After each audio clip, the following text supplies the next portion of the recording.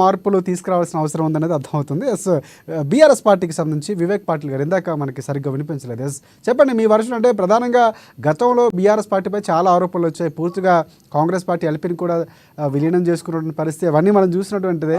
So yes చెప్పండి వివేక్ పాటిల్ గారు.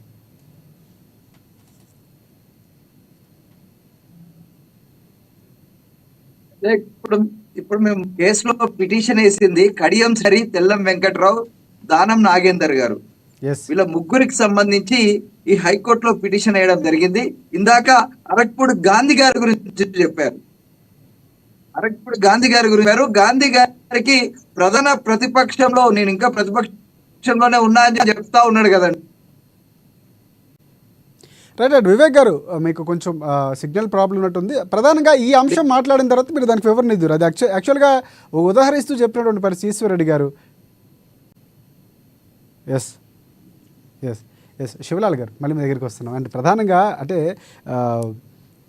ఈశ్వరరెడ్డి గారు చాలా అంశాలు మాట్లాడారు, మీరు వినే ఉంటారు. అంటే రాజీవ్ గాంధీ గారు తీసుకొచ్చినటువంటిది ఏదైతుందో తర్వాత మారినటువంటి పరిణామక్రమాలు కానీ పూర్తిగా ఇందులో కొన్ని లొసుగులు ఉన్నాయి, కొన్ని పాసిబిలిటీస్ ఉన్నాయి. సో దాన్ని ఆసరగా చేసుకుని మారుతున్నటువంటి పరిస్థితి మనకు స్పష్టంగా అర్థమవుతుంది. సో మీ అభిప్రాయం ఏంటంటే ఇప్పుడు జరిగినటువంటి హైకోర్టుకి సంబంధించినటువంటి 4 వారాల సమయం ఏదైతే ఉందో తర్వాత ఎలా ఉండబోతుంది, ఇవన్నీ పరిణామాలతో ఉప ఎన్నిక రాబోతుంది అన్నటువంటి ఒక డౌట్.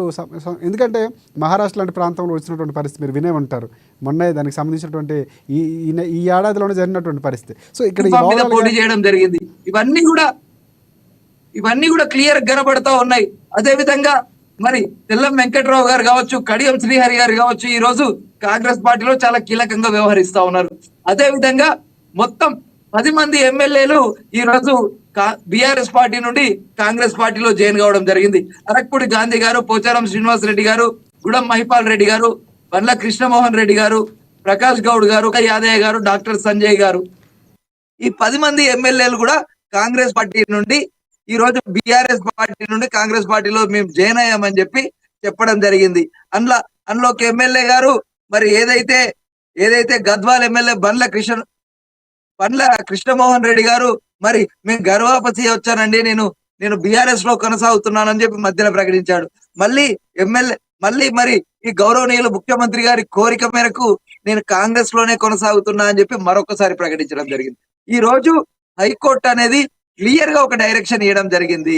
అసెంబ్లీ సెక్రటరీ గారు మీరు 4 వారాలలో దీని మీద తేల్చాల్సిన అవసరం ఉంది. ఈ ఏదైతే అనర్హత పిటిషన్ ను స్పీకర్ కార్యాలయం స్పీకర్ ముందు ఉంచండి. మీరు ఒకవేళ గనక ఈ నిర్ణయం తీసుకోకపోతే ఈ 5 సంవత్సరాల కాలం మీరు ఈ విధంగానే గడుపుతా అంటే మేము ఒప్పుకోము, కోర్టులు చూస్తూ ఊరుకోవు. ఖచ్చితంగా కూడా నెల రోజులల్లా మీ యొక్క దీని మీద ఉన్నటువంటి గైడ్ లైన్స్ ఆధారంగా మీరు ఖచ్చితమైనటువంటి మీ నిర్ణయాన్ని మీరు తీసుకునే నిర్ణయాన్ని యొక్క వివరణ కోరే షెడ్యూల్ క్లియర్ గా ప్రకటించాలని చెప్పి ఈ రోజు హైకోర్టు అనేది పేర్కొనడం జరిగింది. ఈ రోజు హైకోర్టు ధర్మాసనం అనేది తనకు ఉన్నటువంటి విశేష అధికారాల ప్రకారంగా 141వ అధికారం ప్రకారము ఇంతకుముందు సుప్రీంకోర్టు కూడా సంబంధించి తెలియజేయడం జరిగింది. ఇప్పుడు కూడా క్లియర్ గా చెప్తా ఉంది మీ యొక్క ఇదే కాంగ్రెస్ పార్టీ ఎన్నికలకు ముందు మేము ఎన్నికల మీద ఫిరాయింపు. వివేక్ పాటిల్ గారు వినిపిస్తుందా? వాయిస్ వినిపిస్తుందా మీకు? చెప్పండి. ఎస్, గతంలో బీఆర్ఎస్ పార్టీ ఫిరాయింపులు చేసిందా లేదా? సార్ మేము ఉన్నటువంటి ఏదైతే 2/3 రూల్ ప్రకారంగా వాళ్ళని మెర్జ్ చేసుకోవడం జరిగింది. ఏదైతే ఒక గెలుపొందినటువంటి పార్టీలో జాయిన్ కావచ్చు అనేది సుప్రీంకోర్టు ఇచ్చినటువంటి గైడ్ లైన్స్. ఇది ఏదైతే మీరు ఇంతకుముందు చెప్పినట్టు 1984లో చేసినటువంటి 10th షెడ్యూల్ లో చేసినటువంటి సవరణ ఇది. ఈ రోజు గైడ్లైన్స్ ఆధారంగా మీరు కూడా చెప్పారు, అర్థమైంది. మళ్ళీ మీరు కూడా ఒకవేళ రూపరాజ్ గారు చెప్పండి. ప్రధానంగా అంటే బీజేపీ పార్టీకి సంబంధించి ఇందాక కూడా మీరు మాట్లాడుతున్నటువంటి పరిస్థితి కనిపిస్తుంది. ఇక్కడ ఇందాక ఈశ్వరరెడ్డి గారు కొన్ని అంశాలు ప్రస్తావించారు. 1/3 తర్వాత 2/3 ఈ అంశాలు తర్వాత మారినటువంటి పరిణామ క్రమంలో వచ్చినటువంటి పరిస్థితి. సో దాన్ని ఆధారంగా చేసుకున్నప్పుడు ఇక్కడ అది కూడా ఆ విధంగానే ఇక్కడ ఫిరాయింపులు అనొచ్చు, లేకపోతే పార్టీ చేరికలు అనొచ్చు జరుగుతున్నటువంటి అంశం మనకు ప్రధానంగా అర్థమవుతుంది.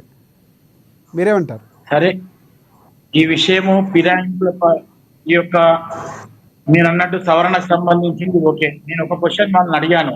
ఎస్. రాహుల్ గాంధీ గారు ఒక మాట చెప్పారు, మేము ఈ ఫిరాయింపులను ప్రోత్సహించమని చెప్పాడు మొట్టమొదట ఎలక్షన్ల కన్నా ముందు. ఒక విషయం ఇది పక్కన పెడితే, ఈ రోజు రాజ్యాంగం ప్రకారము ఎలక్షన్లు జరుపుకున్న తర్వాత ప్రజలందరూ ఒక పార్టీ ద్వారా అతన్ని ఎన్నుకున్న తర్వాత ఈ రోజు అవసరాలను బట్టి ఎమ్మెల్యేలు ఈ రోజు ఉన్నటువంటి ప్రభుత్వాలను వాళ్ళని భయపెట్టి